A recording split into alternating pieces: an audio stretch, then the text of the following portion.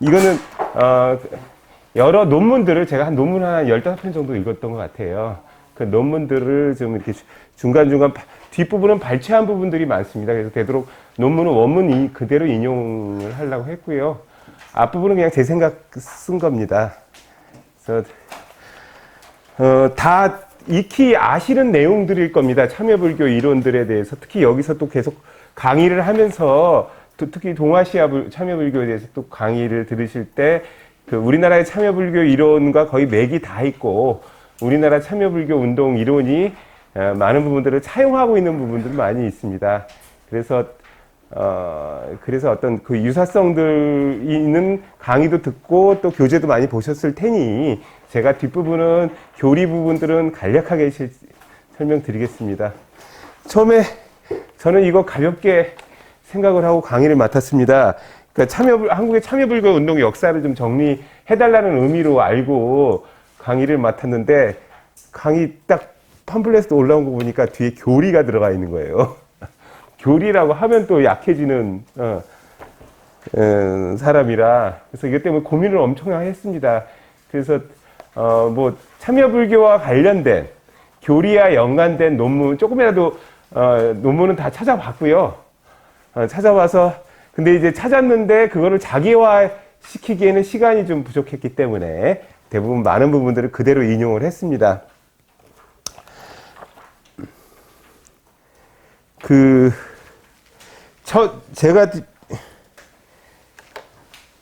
저도 이거를 이제 작성하면서 많이 방황을 했습니다. 참여불교가 뭘까에 대한 고민들을 하면서 많이 방황을 하고 이쪽으로 또 올라갔다가 저쪽으로 올라갔다가 이제 고민을 하다가 지금 제가 이 서문에 들어가는 말에 쓴 결론에 이르렀습니다. 그러니까 결국 결론은 참여불교란 불교가 세상에서 구현되는 모습이다 라는 결론에 이르렀습니다. 즉 부처님의 가르침을 받아들인 자들이 세간에서 어떻게 알고 어떻게 살아야 되는지에 대한 답을 구하는 과정이다. 그러니까 참여불교란 한마디로 정의 내리는 것보다는 이러한 과정을 받아들이고 있는 불교 집단이 택하고 있는 행동 방식, 이거를 참여불교라고 정의할 수 있을 것입니다. 아유, 고맙습니다. 역시.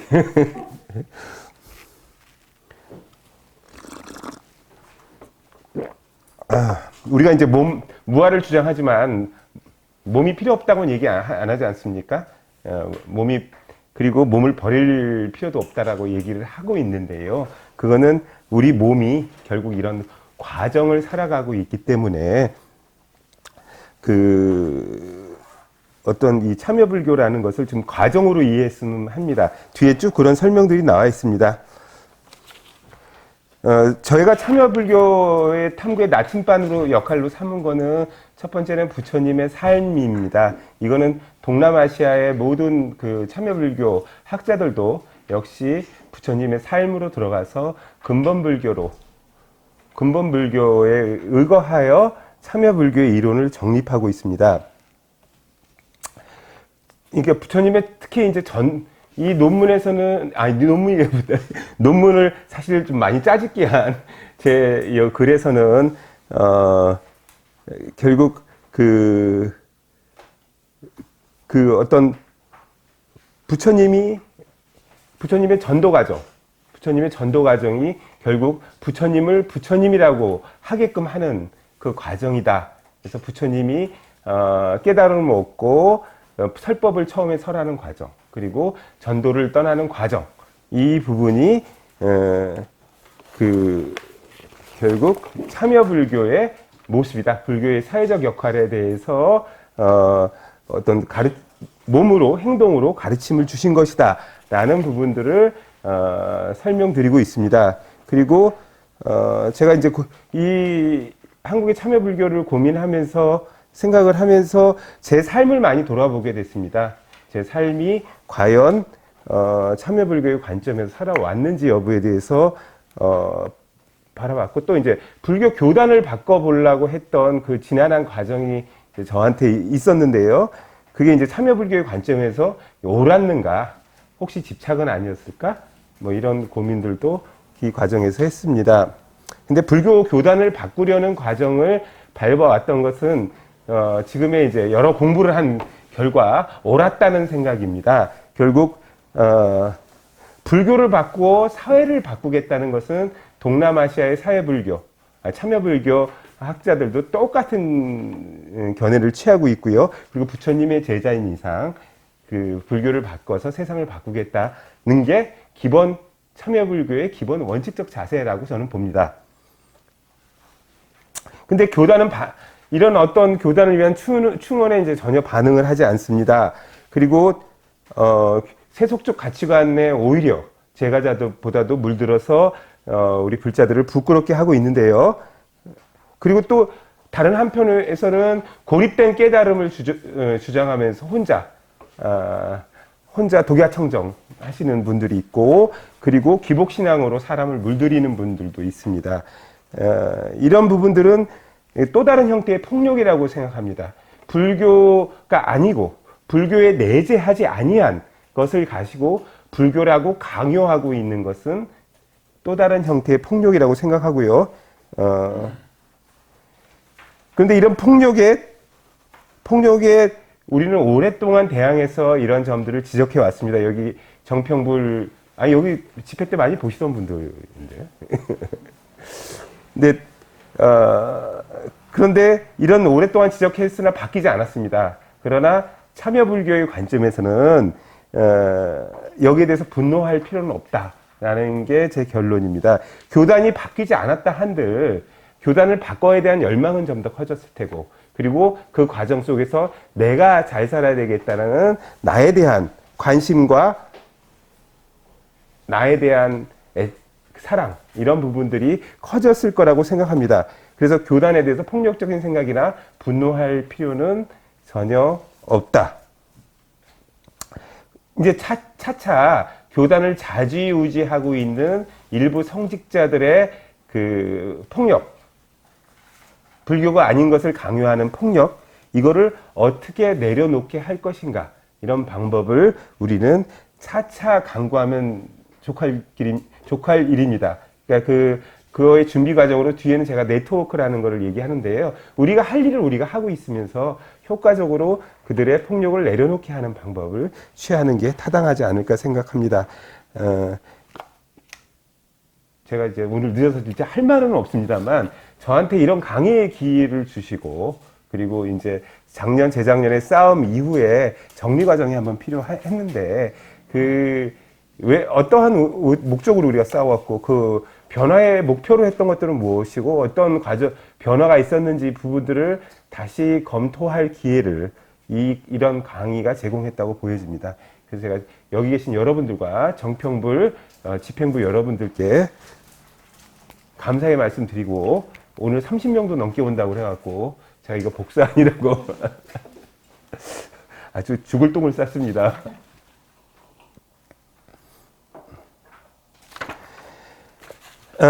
제가 보는 이제 현재 이 부분에서는 제가 이제 불교 운동을 오래 했으니까 불교 교단의 고통은 대다수의 소외에서 비롯된다라고 저는 생각합니다.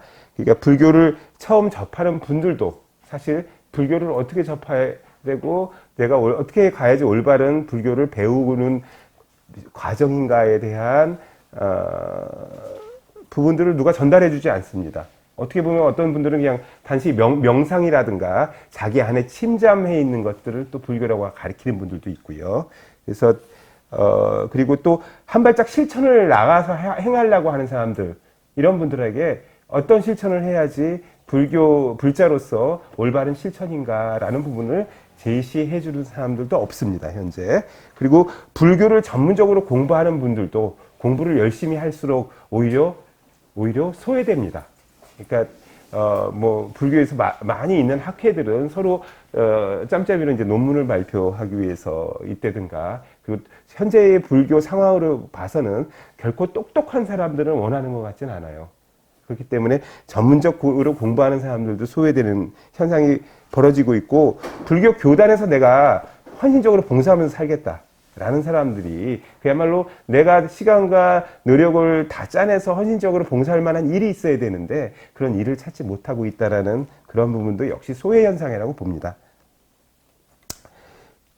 이러한 모든 불교 내부에서 이제 소외 현상이 일어나고 있고 있습니다. 근데 이제 제가 이제 출가자들을 제가 조계종에서도 쭉 있으면서 출가자 스님들을 이제 객관적으로 좀 바라봤을 때 올바르게 공부하고 배움과 실천을 일치시키려는 스님들이 한 10명 중에 3분 정도는 계셨던 것 같아요. 그리고 또 단지 이제 불교를 직업적으로 받아들이고 신도들에게 이제 맹목적 불교를 강요하고 스님으로서의 아상을 심어주는 분들이 한 7 정도 됩니다. 이런 분들은 이제 집단적 생존 방식을 통해서 어떤 생존을 하고 계신 분이죠. 불교의 성직자로서의 지도자라기보다는. 그런데 이 비중이 결코 다른 종교에 비해서 3이라는 숫자가 낮은 게 아닙니다. 사실 다른 종교는 저는 더 할 거라고 봐요. 기독교나 뭐 다른 종교들은 더 할 거라고 보여지고, 이거는 한국 불교가 갖고 있는 출가 제도가 그래도 나름 인연을 끊어야 된다라는 발심이라는 형태로 나타나기 때문에 3이라는 형태는 유지되다가, 제가 볼 때는 2009년 정도에 신자유주의가 극대화되고 사회가 점점 자본주의 물결이 강해지면서 불교가 세속화되는 과정에 이걸 스톱을 시켜야 될 시점에 불교 지도자들이 다 이옥의 눈이 뜨기 시작할 때, 그때 이제 2009년도에 가장 7의 이해관계, 표피적 이해관계를 가장 잘 대변해주는 분이 총무원장 스님이 되셨어요. 그러면서 불교가 점점 공동선을 추구하기보다 집단의 이익을 추구하는 그런 상태로 지금 나락으로 떨어지게 되는 과정이 있었다. 그래서 저는 지금은 이런 어떤 공심을 갖고 있는 스님들이 한 10명 중에 두 분 정도로 떨어지지 않았을까, 이렇게 생각을 합니다. 그리고 사실은 신도들은 이 비중이 더 낮을 거예요. 왜 그러냐면 스님들을 통해서 간접 경험하시는 분들이 있고, 결국 그 신도들한테 이런 어떤 불교를 가르치는 분들이 제도적으로 좀 더 혜택을 받는 주지 스님이라든가 이런 분들이 면을 통해서 보여지기, 이런 간접적인 경험을 통해서 불교를 받아들이고, 또 자기 문제를 자기의 내적 고민들을 스스로 해결하기보다는 외적 힘에 의해서, 그러니까 유아적으로, 무아가 아닌 유아적으로 해결하려고 하는 분들, 이런 분들이 상당한 비중을 차지하고 있기 때문에 불교 신자 중에서 공심을 갖고 있는 분들은 오히려 출가자보다 비율적으로 훨씬 떨어질 거라고 저는 봅니다. 그런데 왜 제가자가 이제 앞으로의 그 불교의 중심이 돼야 된다고 우리는 주장을 하느냐? 그거는 말하자면 기존의 제도에서 자유롭습니다. 불교 기존 제도에서 자유롭고, 그리고 오히려 현실의 불교를 객관적으로 바라볼 수 있는 힘이 그나마 제가자에게 있다. 같이 휩싸여서 쓸려가지 않고 바깥에서 객관적으로 바라볼 수 있는 힘이 제가자에게 있다. 이런 제가자들이 해야 될 일이 뭐냐? 제가자들이 이런 이제 주체가 돼서 해야 될 일들은 뭐냐면, 이 말하는 스님들 중에 2분 공심이 있는 10분의 2는 주변으로 밀려납니다. 그리고 신자들 중에서도 공심을 갖고 있는 사람도 할 게 없어요. 결국 주변인이라는 거죠. 이런 주변인들을 주체로 세워주는 불교의 주체, 그리고 자기주도적인 불교적인 삶을 살 수 있도록 해주는 것이 결국 우리가 네트워크를 통해서 달성해야 될 일이라고 생각을 합니다. 그러니까 특락한 스님이 미래의 부처는 공동체로 온다고 말씀하셨죠. 이것도 역시 같은 얘기일 겁니다. 우리가 네트워크를 통해서 소외된 주변인이 주체로 돼야 된다 라는 것입니다. 저는 그런데 이제 제가자들만의 그 네트워크를 만들어야 된다는 것에 대해서는 반대합니다. 물론 제가자들이 이걸 시작해야 된다는 건 물론 맞고요. 그리고 제도에서 자유롭고 정신적으로 해방된 제가자들이 우선 결집해야 된다는 건 맞습니다. 순서상은 그게 맞는데요. 제가자들만의 네트워크를 고집한다는 것은 또 다른 차별을 좀 낳는 것이라고 봅니다. 차별을 낳는 것이고, 그리고 인식과 실천에 있어서 구분지음과 폭력의 문제가 생길 수 있다라고 저는 보여집니다.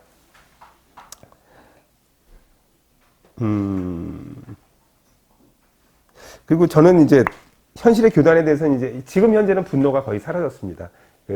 열심히 격렬하게 싸우는 시점에는 솔직히 분노도 있었고 제가 폭력적 심성이 없었다고 볼 수가 없습니다. 그러니까 뭐 누굴 때리고 싶다 이런 건 아니겠지만 너 망해라. 네가 망해야 산다. 근데 이제 그거는 사실은 망하라고 해서 망하겠습니까? 근데 사실 그거는 지혜롭지 못한 태도였다고 보여집니다. 그들이 현재는 교단에서 그런 문제를 일으키는 분들을 진짜 반면교사로 생각하고 좀 더 내가 아니면 우리가 불교적으로 어떻게 건강한 삶을 살아갈 것인가에 대한 교사 역할을 충분히 할 수 있다고 보고요. 그리고 또 혹시나 우리 같이 이렇게 네트워크를 만들어서 노력하는 사람들을 경쟁 상대로 혹시나 뭐 가능성은 무척 낮으나 혹시나 생각하고 어떤 자기들 가치관의 중심을 만들려고 스스로 노력을 하는 일이 혹시나 벌어진다면 그것도 역시 좋은 일 아니겠습니까? 그리고 지금 제가 결론적으로 말씀드린다면 이제 불교적 관점에서의 참여 불교, 불교 공동체라는 관점에서의 참여 불교라는 것은 이 네트워크를 어떻게 만들고 네트워크가 어떻게 움직여야 될 것이냐. 그러한 것이 이제 불교적 입장, 불교를 바라보는 참여 불교의 입장인 것입니다. 그러니까 불교를 바꿔서 세상을 바꾸겠다라고 생각을 한다면 이 불교를 어떻게 바꾸겠느냐. 네트워크를 통해서 바꿔야 된다. 그리고 주변인을 주체로 세워야 된다. 이런 역할들을 이제 불교에 대한 참여 불교의 의미는 그렇게 될 텐데요. 이거만 멈추면 안 된다고 생각을 하고요. 이 네트워크라는 거를 좀 더 사회의 구멍난 구석까지 좀 발전을 시켜야 된다. 그래서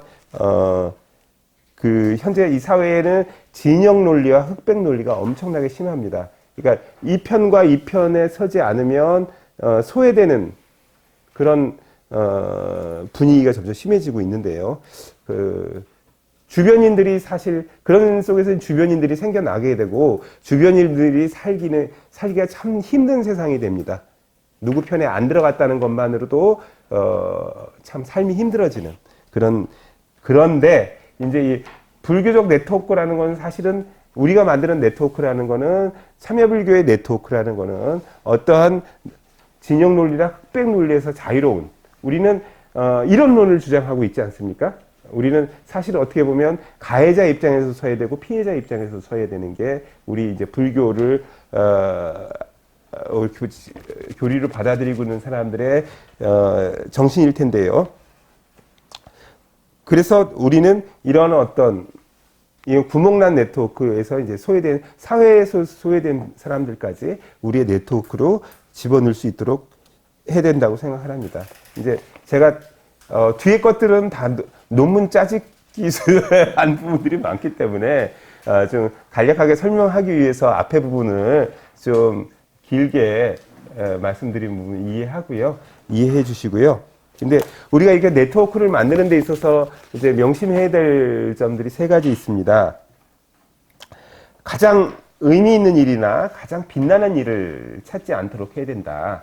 그러니까 제가 몇몇 단체에 대해서 제가 불만을 갖고 있는 부분들이 좀 있는데 제가 구체적인 단체를 얘기는 못 하겠습니다. 물론 정평불은 아닙니다. 오해하지 마시고요. 그러니까 가장 의미 있는 일이나 가장 빛나는 일을 찾는 단체들이 있습니다. 그런 단체들 같은 경우는 그 지도자가 잘 찾는 경우들이 있죠, 사실은. 근데 흔히 그런 경우에는 이제 교조주의에 빠지게 됩니다. 그리고 요 분들이 없어지고 나면 그 단체는 생명력을 잃게 됩니다. 그래서 제가 말씀드리고 싶은 것은 현재 옆에 바로 보이는 일들을 하라. 가장 빛나는 일들이나 중요한 일들을 찾지 말라 하는 말씀이고요. 그리고 대안이 없으면 움직이지 않겠다라는 얘기를 하는 분들이 있습니다. 이런 얘기 참 많이 듣죠. 대안도 없이 움직인다. 특히 행동하는 사람들에게 이런 얘기를 하는 사람들이 있습니다. 당신은 무슨 대안이 있느냐. 그리고 대안도 없이 움직이고 있다라고 얘기를 합니다. 그래서 뭐 어떤 중도나 방편을 설명하면서 또 이런 얘기들을 뭐 얘기하는 분들도 있습니다. 저는 잘못 이해했다라고 생각을 하는데요. 문제를 해결하는 방식은 한 가지만 있는 게 아닙니다. 뒤에서 이제 설명하듯이 동사섭, 다른 사람 입장을 포섭하거나 그리고 동체 대비의 인식하에 자기 일로 여기고 뛰어드는 과정 자체가 하나의 참여불교의 모습이다. 그러니까 내가 평균적으로 모든 사람들이 찾아야 될 대안을 내가 찾을 필요가 없는 거죠. 이런 뛰어드는 과정을 통해서 스스로 생각하고 스스로 해결 방안을 찾아 나가는 것이 그 참여불교의 모습이라고 생각을 합니다. 내가 시작하는 모든 일이 다 처음 있는 일이고 내가 내는 해결 방안이 최초의 해결 방안이다. 이런 인식을 갖고 뭐 대안을 강조하는 사람들에 대해서 한번 일침을 날려줄 필요가 있다라고 생각을 합니다. 마지막으로 내가 네트워크의 중심에 서야 되겠다라는 생각은 역시 우리가 현실에 뭐 깨달음을 자랑으로 여기는 분을 보면 깨달았다는 생각 안 들죠. 이거와 마찬가지로 내가 중심이 되겠다고 생각하는 이상 참여불교가 아닙니다. 항상 자기가 아닌 다른 주변인들을 주체로 만들어야 된다는 인식으로 움직여야 자기주도적 참여불교가 가능합니다. 제가 이 전체적인 글을 쓰는 데서요, 있어서요, 그리스도교들의 논문들을 참 많이 참조를 했습니다. 근데 제가 부끄러웠던 부분이기도 합니다. 왜 그러냐면, 저는 불교 교리가 이렇게 뛰어난데, 다른 종교 교리라든가, 다른, 학자들의 이해를 내가 참조할 필요가 없다라고 생각을 많이 했습니다. 그런데, 상대적으로 우리는 많이 불교 쪽은 게을름이라고 생각합니다. 왜? 이론론으로 우리는 이론론을 갖고 해석을 하지만, 저쪽은 이원론입니다. 치열하게. 나와 신과의 치열한 갈등 구조도 있고, 대립 구조도 있을 거고, 복종 구조도 있을 거고, 이런 과정 속에서 치열한 고민들이 나고 있습니다. 그거에 비해서 우리는 몇 가지 단어로 그냥 해결을 하고 넘어간다. 뒤에서 얘기하지만, 뭐, 무아나 공이나, 이게 실천의 논리가 되지 아니하면, 이거는, 무아나 공을 이해한다라고 볼 수가 없습니다. 그런 것과 마찬가지로 그리스도 교도들은 어떤 치열한 논쟁이라든가 실천을 통해서 어떤 논리에 대한 이 고민들을 많이 하는 반면에 우리는 상대적으로 부족한 면들이 많습니다. 원만해서 그럴까요, 우리가? 그래서 그런 부분들이 이제 좀 약간 제가 그런 논문들을 찾아보면서 부끄러웠던 부분들이 있습니다. 많은 글을 섭렵하면서 이제 결론적으로 제가 참여불교의 인식론과 실천론을 받아들인 것을 결론적으로 말씀드리자면, 과연 부처님이 이 시대에서 내가 접한 것을 보셨다면, 과연 내가 무엇을 하라고 말씀하셨을까? 그리고, 단순한 제도, 그 당시는 왕과 나와 도적과, 뭐 이런 어떤, 이 단순한 사회제도에 단순한 사람 구조와 순진한 사람들이 이제 많았던 시절입니다. 이런 시절에 설파신 부처님의 말씀을 복잡한 제도와 영리해진 사람들로 가득 찬 현 시대에 어떻게 적용할 것인가? 이것이 참여불교의 인식론이라면 그 실천론은 성공후사라고 감히 말씀드릴 수 있겠습니다.